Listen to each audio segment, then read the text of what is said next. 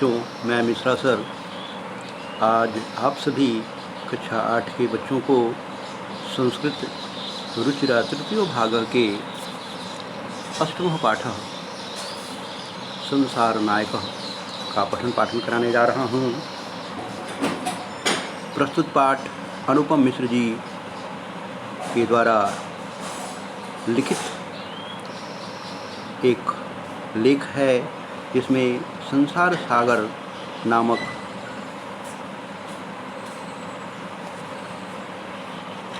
अध्याय से लिया गया है। इसमें विलुप्त होते जा रहे पारंपरिक ज्ञान कौशल एवं शिल्प के धनी गजधर के संदर्भ में चर्चा की गई है। पानी के लिए मानव निर्मित तालाब बावड़े जैसे निर्माणों को लेखक ने यहाँ संसार सागर के रूप में चित्रित किया है। ये पाठ का पूरा संस्कृत रूप लिखा हुआ है यहाँ पे। तत्पश्चात देखिए हम इसके वर्ड मीनिंग पर आते हैं। वर्ड मीनिंग में हमने बुक के ही वर्ड मीनिंग आपको यहाँ पर लिख करके दिए हैं।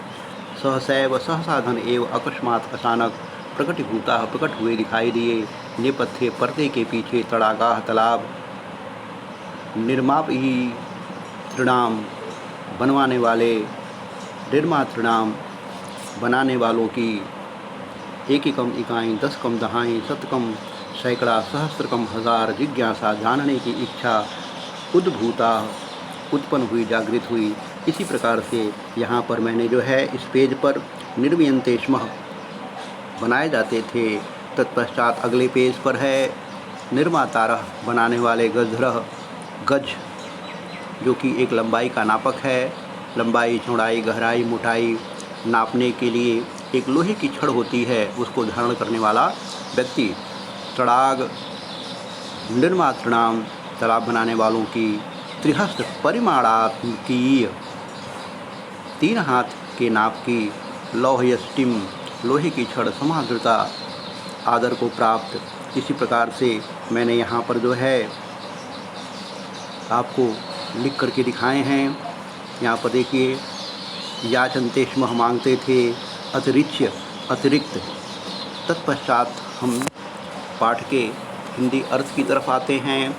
हिंदी अर्थ में हमने पहला पैराग्राफ जो यहाँ पर लिया है वह कि आसन्ते अज्ञात मानव से लेकर के केनापि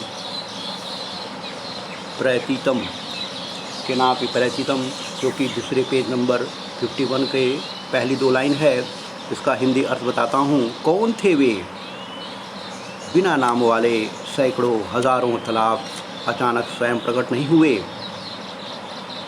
ये तालाब ही यहाँ संसार सागर कहे गए हैं। इनके आयोजन के नेपथ्य यानी कि पीछे में निर्माण कराने वालों की इकाई तथा निर्माण करने वालों की दहाई थी। इस इकाई और दहाई को जोड़कर सैकड़ा या हजार रास्ते थे, परंतु पिछले 2 शतकों मतलब 100 वर्ष, पिछले 200 वर्षों में नई नीति से समाज ने जो कुछ पढ़ा, उस पढ़ाई से समाज ने उस इकाई दहाई हजार को शून्य में बदल दिया। इस नए समाज के मन में यह जिज्ञासा भी उत्पन्न नहीं हुई कि इससे पहले इन तालाबों को कौन रचते थे अर्थात बनाते थे। ऐसे कार्यों को करने के लिए ज्ञान की जो नई विधि तरीका विकसित हुई, उस विशेष विधि के द्वारा भी पहले किए गए कार्यों को मापने के लिए किसी ने भी प्रयास नहीं किया। तत्पश्चात हम दूसरा जो पैराग्राफ लेते हैं। अद्य ये अज्ञात नामान वर्तन्ते से लेकर के और परिचितः मापये इतस्मिन् रूपे परिचितः तक का हिंदी अर्थ बताता हूँ। आज जो अज्ञात नाम वाले हैं, पहले वे बहुत प्रसिद्ध थे। पूरे देश में तालाब बनाए जाते थे, बनाने वाले भी पूरे देश में रहते थे। गजधर यह सुंदर शब्द तालाब बनाने वालों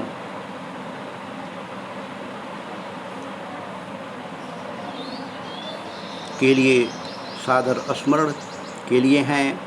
राजस्थान के कुछ भागों में यह शब्द आज भी प्रचलित है। एक बार फिर से पूरा अर्थ देखें। गजध्रः इति सुंदर शब्दः तड़ाग निर्मातृणाम सादर स्मरणार्थम। आज जो अज्ञात नाम वाले हैं, अद्यते अज्ञात नाम वर्तन्ते पुरा ते बहुप्रथिता आसन। आज जो अज्ञात नाम वाले हैं, पहले वे बहुप्रथिता प्रसिद्ध थे। अशेषे ही देशे तड़ागा निर्विप्यन्ति स्म। पूरे देश में तालाब बनाए जाते थे। निर्मातारो अपि अशेषे देशे निवसन्ति, और बनाने वाले भी पूरे देश में रहते थे। गजध्रः इति सुंदर शब्दः तड़ाग निर्मातृणाम सादर स्मरणार्थम। और गजधर यह सुंदर शब्द तलाग बनाने वालों के लिए सादर स्मरणीय हैं।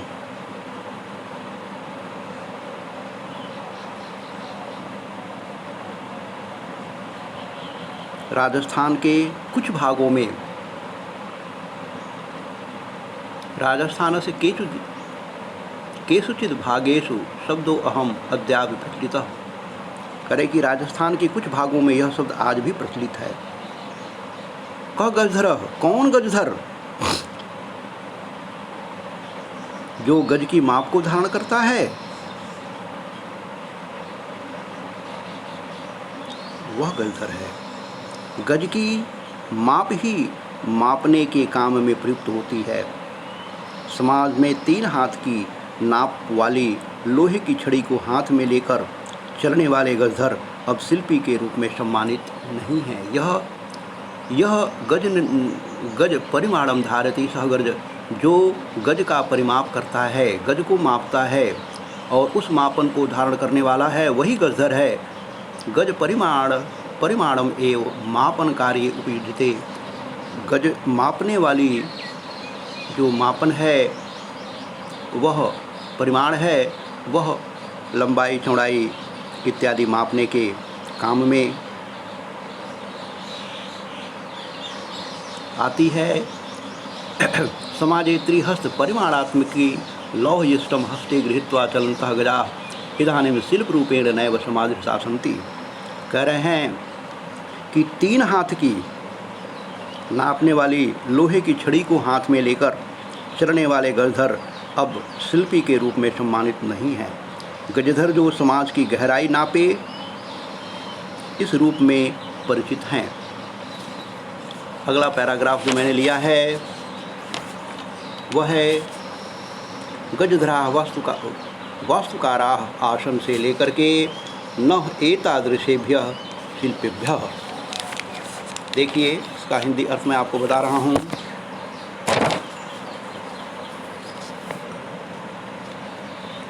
गजधर ही वास्तुकार थे। कामम ग्रामीण समाजो भवतु नगर समाजो वा तस्य नवनिर्माण सुरक्षा प्रबंधस्य च दायित्वम गजधराः। कह रहे हैं कि चाहे ग्रामीण समाज हो या नगरीय समाज हो, उसके नवनिर्माण में, नए निर्माण में और सुरक्षा की व्यवस्था का दायित्व गजधर ही निभाते थे।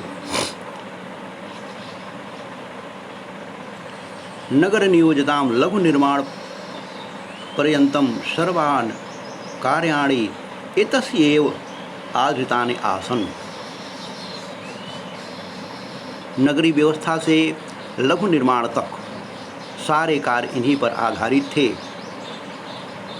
ते योजना प्रस्तुतवन्ति स्म, वे योजना प्रस्तुत करते थे, बनाते थे। भविष्यकम आकलयन्ति स्म, और होने वाले व्यय का आकलन भी करते थे। उपकरण भारान गृहन्ति स्म, और साधन सामग्री का संग्रह भी करते थे, इकट्ठा भी करते थे। प्रतिदाने ते न च याचयन्ते स्म, और प्रतिदान के रूप में, बदले के रूप में वह नहीं मांगते थे।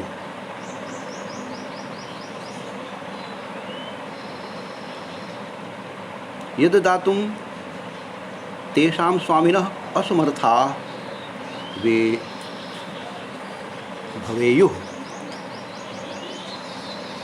जो उनके स्वामी देने में असमर्थ होते थे, यद दातुं तेषां स्वामिनः असमर्था भवेयुः, यदि उनके स्वामी देने में असमर्थ होते थे, कार्य समाप्तौ वेतनानि अतिरिच्य कजेधरः सम्मानपि प्रदीयते स्म। तो कार्य की समाप्ति पर वेतन के अलावा गजधरों को सम्मान भी दिया जाता था। तत्पश्चात हम अभ्यास कार्य की तरफ आते हैं। अभ्यास कार्य में जो हमने यहाँ पर पहला प्रश्न लिया है वह है एक पदेन उत्तरत। मैं पहले से ही कहते आया हूँ कि प्रश्न के अंतर्गत जो प्रश्नवाचक शब्द होता है, उस प्रश्नवाचक शब्द का उत्तर जो है उसके स्थान पर प्रयुक्त कर देते हैं। तत्पश्चात पूरा वाक्य जो है अपनी जगह पर यथावत रहता है। जैसे कस्य राजस्य भागेषु गजधरः शब्द प्रयुज्यते, किस राज्य के भाग में, तो किस राजस्थानस्य, तो कस्य की जगह पर राजस्थानस्य लिख देंगे और बाकी जो सारी चीज़ें हैं राजस्य भागेषु गजधरः शब्दः प्रयुज्यते, यह यथावत नीचे उतर जाएगा और इस प्रकार से हमारा जो है यह उत्तर हो जाएगा। यहाँ देखिए दूसरे प्रश्न में कह कौन, तो कौन की जगह पर हमने यहाँ लिख दिया है गजधरः। गज परिमाणम कह धारयति, गज मापने वाला जो यंत्र होता है उसको कौन धारण करता था, तो कौन की जगह पर आ गया गजधरः, तो ये ऐसे उतर जाएगा। इसी प्रकार से मैंने यहाँ पर जो है 4 प्रश्न यहाँ पर उनके लिख के दिखाए हैं। उसके बाद से दूसरा प्रश्न है अधोलिखितानां प्रश्नानां उत्तराणि लिखत। यहाँ पर भी जो है प्रश्नों के उत्तर लिखने हैं। पहला एक पदेन था और यह एक वाक्येन है। तड़ागाः कुत्र निर्मीयन्ते स्म, तो कुत्र माने कहाँ, कहाँ की जगह पर लिख दिया संपूर्ण देश से, और बाकी सारी चीज़ें जो हैं ऊपर से यथावत नीचे आ गई। तो मेरा उत्तर हो गया तड़ागाः संपूर्ण देशे निर्मीयन्ते स्म। गजधराः कस्मिन् रूपे, किस रूप में, तो गजधराः वास्तुकाराणाम, कस्मिन् की जगह पर आ गया रूपे परिचिताः। ठीक है, इसी प्रकार से मैंने यहाँ पर जो है 4 प्रश्न इनके लिखे हैं। जैसे घ में है के सम्माननीय, कौन सम्माननीय था, तो के की जगह पर आ गया गजधराः। इसके बाद जो है तीसरा प्रश्न है रेखांकित पदानि आधृत्य प्रश्न निर्माणम कुरुतः। पहला जो वाक्य है सुरक्षा प्रबंधस्य दायित्वं गजधराः निभालयन्ति स्म, सुरक्षा प्रबंध का दायित्व गजधर निभाते थे। तो अब यहाँ पर सुरक्षा प्रबंध को अंडरलाइन किया हुआ है, अब उस पर हम प्रश्न बनाएंगे।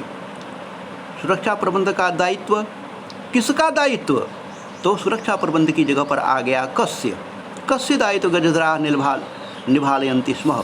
दूसरा है तेषां स्वामिनः, उनके स्वामी, किनके स्वामी, केसाम, तो तेषां की जगह पर आ गया केसाम और बाकी सभी यथावत उतर गई। लास्ट में पूर्ण विराम की जगह पर प्रश्नवाचक चिन्ह लगा देते हैं। ठीक है, इसी प्रकार से हमारे जो है यहाँ पर इस पेज में 5 प्रश्न हैं। तत्पश्चात तो है हम अगले प्रश्न की तरफ आते हैं। अगला प्रश्न है अधोलिखितेषु यथा उपेक्षितः संधि विच्छेद कुरुतः। संधि या विच्छेद कुरुतः, संधि करनी है या विच्छेद करनी है जैसा उचित हो। यहाँ पर लिखा हुआ है अलग अलग 2 शब्द दिए हुए हैं अद्य प्लस अपि, इनको हम जोड़ेंगे तो हो जाएगा ये अद्यापि। यण संधि है स्मरण अर्थम, स्मरण ड़ में अ और अर्थम में अ और अ मिलकर के आ हो जाता है अकश वर्णे दीर्घ। यहाँ पर हो गया स्मरणार्थम इति अस्मिन, तो ई और दूसरे में जो हो गया असमान स्वर अ, तो ई और अ मिलकर के य हो जाता है। तो इत्यस्मिन यहाँ पर यण संधि है। एतेषु एव, एतेष्वेव, यहाँ पर भी जो है आपका ई को य ऊ को व, यहाँ पर भी जो है यण संधि है। सहसा एव, सहसैव,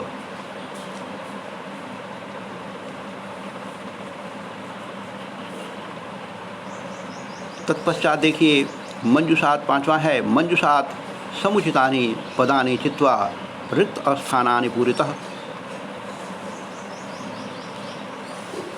यहाँ पर जो है ऑप्शन बॉक्स में शब्द दिए गए हैं और उनको जो है छांट करके स्थान पर भरना है।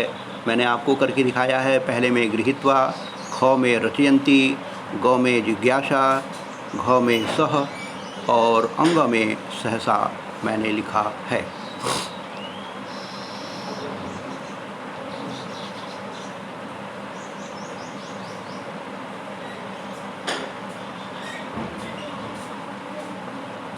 पद निर्माण, अगला प्रश्न है पद निर्माणम कुरुतः। पद का निर्माण करना है। धातु, प्रत्यय और पदम 3 दिया हुआ है। धातु है क्री धातु, तुमुन प्रत्यय शब्द बना कर्तुम। री धातु तुमुन प्रत्यय हर्तुम। त्रि धातु तुमुन प्रत्यय तर्तुम। उसके बाद से दूसरा उदाहरण दिया हुआ है नम में कत्वा प्रत्यय। यहाँ पर गमत्वा गत्वा, त्यजकत्वा त्यजत्वा, भुजकत्वा भुजत्वा। उपसर्ग, धातु, प्रत्यय, पदम। अब यहाँ पर उपसर्ग भी प्रयोग हो रहा है, धातु भी प्रयोग हो रहा है, प्रत्यय भी प्रयोग हो रहा है। पद है मेरा गम, उपसर्ग है उप और लेप प्रत्यय है, तो यहाँ पर शब्द बन गया मेरा उपगम्य। सम पूज लेप प्रत्यय समपूज्य। प्र दा और लेप प्रत्यय हो गया प्रसहाय। तत्पश्चात जो है 7वां प्रश्न है। ऑप्शन बॉक्स में यहाँ भी जो है शब्द दिया गया है, उससे छांट करके शब्दों का निर्माण करना है, परंतु उनकी विभक्ति में उचित विभक्ति का प्रयोग करना है। जिस विभक्ति का यहाँ पर उचित प्रयोग हो उसके क्रम को चेंज करके, उसकी विभक्ति को चेंज करके लिखना है। यहाँ पर ग्राम शब्द है, उसको मैंने चेंज करके ग्रामम कर दिया है, नगरम कर दिया है। कापुरुषम और मृगैः बालिकाभिः, पित्रा और मात्रा, ये ऐसे मैंने इसके रूप को परिवर्तित करके यहाँ पर लिखा हुआ है। यहाँ मेरा वीडियो समाप्त होता है। वीडियो को ध्यान से सुनें, लिखे गए बातों को ध्यान से पढ़ें, समझें और ज़रूरत पड़ने पर कक्षा के दरमियान अपने डाउट्स को क्लियर करें। थैंक यू, धन्यवाद।